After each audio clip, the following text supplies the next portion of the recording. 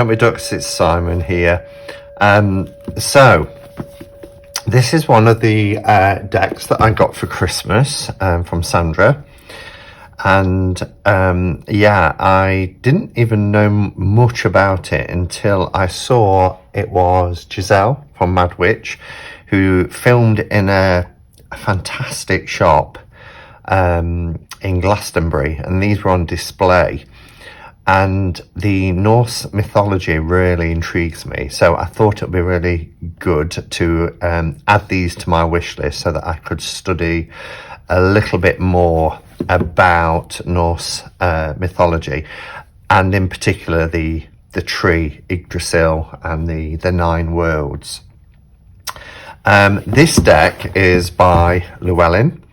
So it's an 81 card deck with a 216 page guidebook. So it looks like it's going to be a really good system. My only concern is with it being Llewellyn is the card stock. But apart from that, then this should be quite an interesting set. So on the back, it says discover your destiny in the Yggdrasil. Based on the powerful mythology of the Norse, this 81 card divination deck brings the wisdom of the ancients into your life. Intricate pen and ink drawings are soulful representations of the Eddas, the stunning written accounts of the legends of old. These cards, along with the information guidebook, are designed to be used for divination, guidance, and spiritual connection. Created by a renowned artist and long-time participant of the Heathen Revival, this kit is a welcome addition to those who desire to work more deeply with the Nordic pantheon. And, you know, I have a huge interest and fascination with Scandinavia. I've been to Sweden and I've been to Norway 4 times. And one of my oldest friends is Norwegian and just moved back to Norway, so I hope to go again soon as well.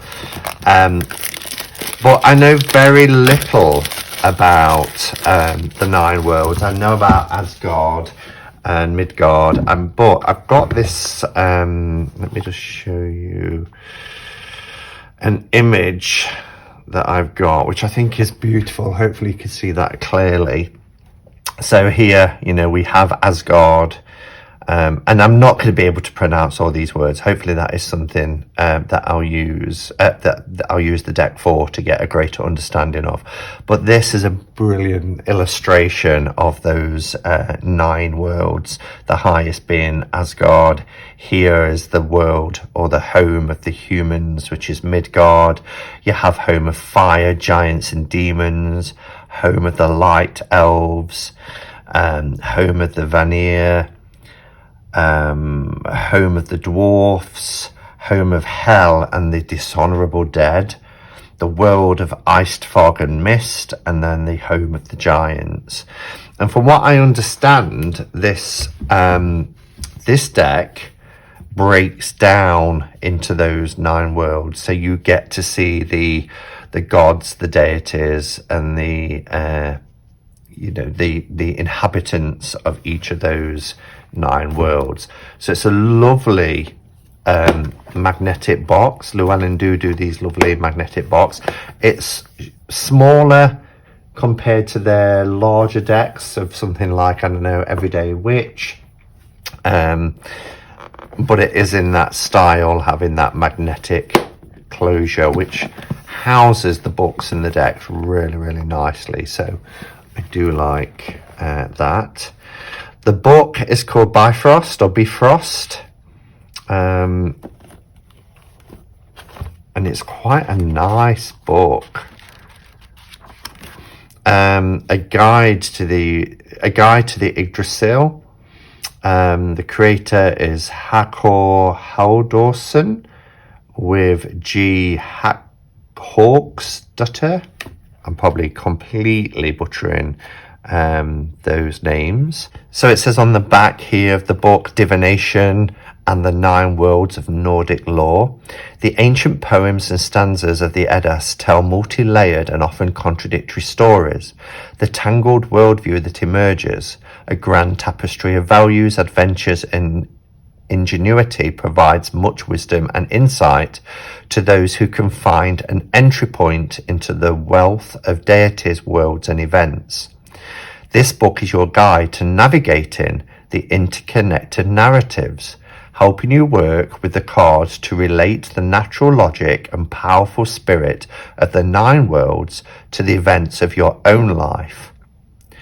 In the Eddas, the gods are fallible, but still they resonate a paradoxical and perfect wisdom. Through this deck, you will come to find your part in the dynamic sagas that unfold and emerge from the great ash tree of life, the Yggdrasil. Wow. So we have about the author,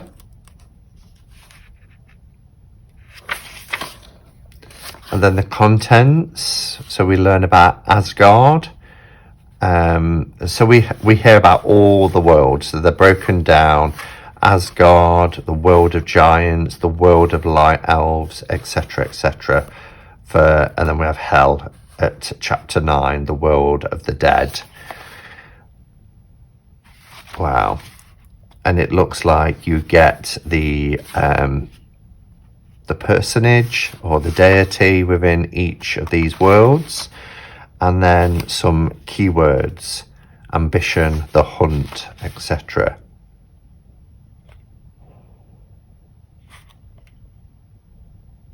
So it looks like it's telling you there how to pronounce, but still doesn't look that easy.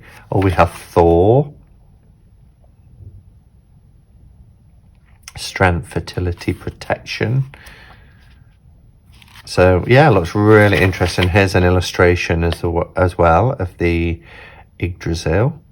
It's a spread that you can use. I actually like and prefer my own image of the Yggdrasil tree of life that I showed, but that's a nice little book and you get enough information on there. So we'll pop that there. So it does look like quite a thick deck, but it is 81 cards, was it? 81 cards, yeah. Nice little insert. I mean, you can keep that in if you wanted to keep your cards in, or you can take it out and place your cards in a bag if you wanted to put your bag and your book in. Totally up to you. These are okay, but they're not that sturdy and they don't last forever. Depends how often you use them. But it does have this nice little ribbon as well to help you take the cards in and out. So let's pop that to one side for now, and let's have a look at the cards. Okay. So they're a little bit wider than a tarot deck, but they do seem a bit shorter perhaps. Let's have a look against a standard. Oh, they're the same height. So they're exactly the same height as a standard tarot deck. Maybe a little bit taller actually. Yeah, a little bit taller and wider. So they're quite nice, decent sized cards. They are thin. They are quite thin. Yeah, but that's Llewellyn. You know, they are thin. The only thing, I suppose, there is a symbol on there, because how will you know which world you're working with? So I suppose there are 9 within each world. 9 nines. So that's how you'd have to do it. So there is a little symbol that changes. 1, 2, 3, 4, 5, 6, 7, 8, 9. Oh no, that has more. 1, 2, 3, 4, 5, 6, 7, 8, 9.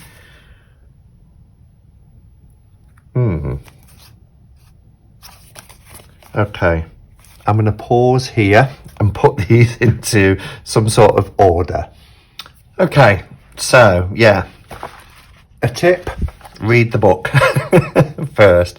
There are 9 worlds and there are 9 cards within each of those, within each set. They just weren't in order in the deck for some reason, so it was a bit confusing when I had like 7 in one and 3 in another, but once they've all been spread out, you can put them into each of the worlds.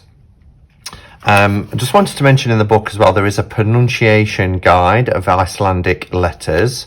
So the A is pronounced U as in mouse, underlining there.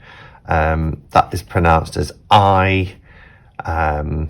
And here we have this letter which is Th as in feather. So that's quite interesting. There is a section as well on the importance of 9. It's a reoccurring number throughout the Nordic mythology. Othin hung himself from a branch for 9 days. Heimdallr has 9 mothers, 9 gods, etc. So yeah, so there's lots of references to 9. It's an important thing. And here we have the breakdown of each of these symbols, which is really good as well. So for instance, if we look, I mean, that looks like a demon, doesn't it? And that is hell. So here we have the symbol for hell, ruler of fears. The world of the dead, the underworld, southwest center on the bottom, so it tells you where on the tree. Deep obstacles, dark side, what holds the seeker back in reaching their aspiration, etc. So yeah, that's wonderful. Why are we starting with 2? Where's 1? Here. So here we have Asgard, the world of the gods. So that one is this one here, and we have Odin. Top of the branches, northeast center on the top, the seeker's main aspiration, the question for the cards, the seeker's aspiration, creativity, expression, and renewal. So that's quite handy. That's nice that we have this for each of the worlds and what each of those worlds not only represent, but where they are on the tree as well, the position and how that relates. So then we go into chapter 1, which is Asgard, the world of the gods. And again, it goes into the Icelandic reference, the Yggdrasil location, the card position, and then a little bit about that world, before it then goes into each of the deities, rulers, personages. We've got Frigg. So that's wonderful. So if you're pulling a card, you would, if you're shuffling in a deck or you wanted to work with a particular world, you could break them up like this, or you could shuffle them all, and you could pull the card, look at the corresponding symbol for that one of the 9 worlds, go to that section in the book, read about the world, and then find your card. But the artwork, if we just look at perhaps Asgard first of all, I'm just going to zoom in for a second. But the detail in these beautiful pencil sketchings are just gorgeous. Absolutely beautiful.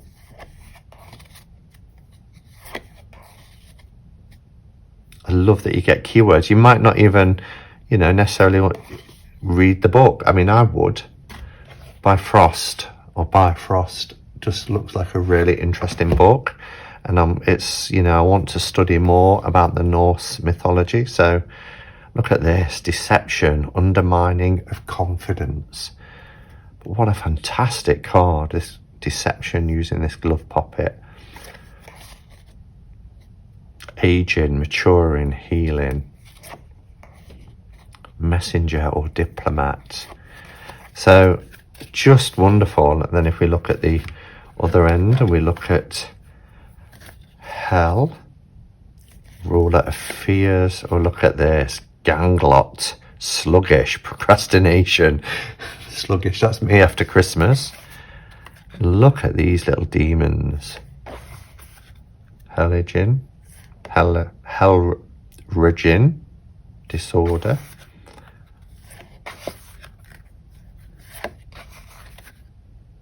Perpetual desire, the brave traveller. Ermine, reconciliation of opposites. So it's really interesting, really interesting. I'm not quite sure how to use them yet, whether to just work with each of the 9 worlds or mix them all up. I think what I'm going to do is I'm going to sit and read the book and gain more understanding. But yeah, how wonderful. Let's have a look at a few more. I'm really appreciating black and white, particularly if it's this detailed sort of pencil sketching. I mean, look how gorgeous. Just wonderful. Oh, look at this, temperance. Oh, stunning.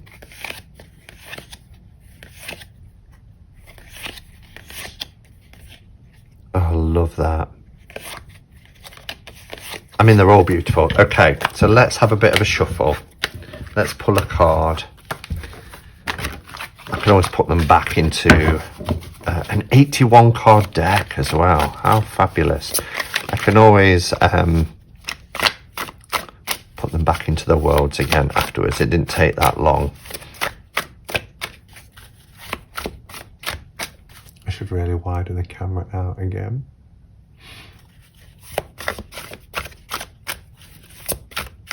Whose energy shall we call upon? Did that jump out? Sinmara, nightmare. Did it jump out? So let's have a look then. So if we go to our little guide, there is our world. I'm not even going to try and Mushpel Shimor, the world of fire. So that's south, down and right, the origin of catastrophe, but from that comes strength. There's wrath and warning. So let's have a look. That's going to be right at the back, isn't it? No, it's not right at the back. It's here. Sinmara. Here we go.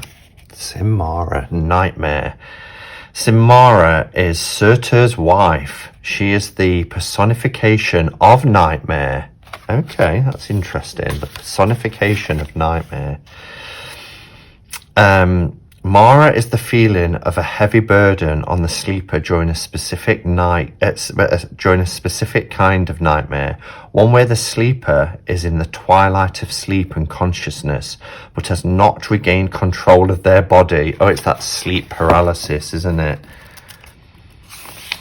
And has a feeling of paralysis and fear in the heart. This nightmare is Sinmara calling on the seeker. Sinmara has access to humans through the twilight of sleep and wakefulness, particularly nightmares, any nightmares. Her name means a weight on the spirit and mind. Mara being the weight and Sin the mind or the spirit. Her presence in the spread signifies a worry that might have a paralyzing effect, leading to anxiety if the seeker isn't careful to address the problem and counter it. Moko, although I need to look at that O letter and see if I'm pronouncing that right, greatly weakens the influence of Simara in the spread, and his presence lifts the nightmare. So these cards, particularly this book, is probably saying it's better to read cards in a layout, in a spread, and they do give you that example of a spread right at the beginning, although it's not. I'd have preferred something a little bit more clear, because I can't find it now. It did look a little bit busy. But so you could get your nine piles like I just did, and shuffle and place one in each to see how they interact with each other. That would be useful to do as well, wouldn't it? Yeah. Okay. And how did I pronounce that? Like the U in fur. So for here then,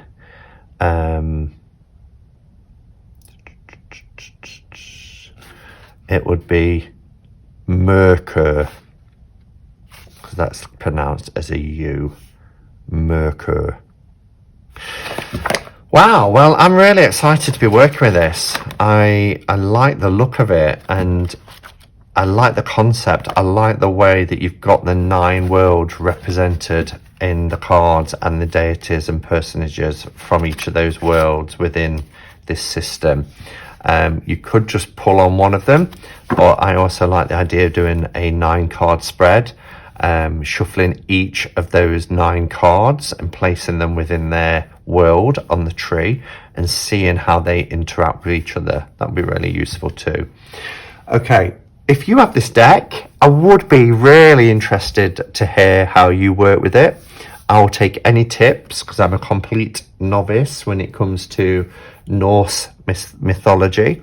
So yeah, let me know if you have this deck, if you like it, if you like working with it, and how you work with it. That would be great. All right, guys, and if I don't speak to you before, it's New Year's Eve today, so have a wonderful new year. I hope 2020 brings you everything you desire and more. And until next time, go in peace. Namaste and blessed be.